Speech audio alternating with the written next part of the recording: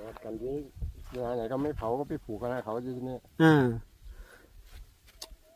คือปกติเมื่อก่อนก็ไม่มีใครเผานาแล้วก็ไถนานะไม่มีนะมีไหมคุณตาเมื่อก่อนสมัยที่ก่อน ไม่มี แล้วเขาทำกันยังไงถึงไถได้ ก็ไถธรรมชาตินะ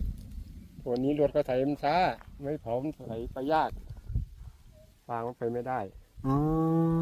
มันได้ไล่น้อยไงก็เผารับจ้างไถรับจ้าง โอ้แสดงว่าไอ้คนที่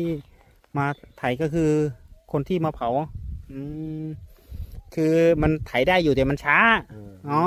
ผมเข้าใจแล้ว มันไม่ได้เงินเขา ครับผม คือถ้าเกิดว่า เขาก็ไถไปเร็ว มันก็เร็วก็ได้พื้นที่เร็วได้ตังค์เร็ว มันไม่พันอันนี้ไง อ๋อ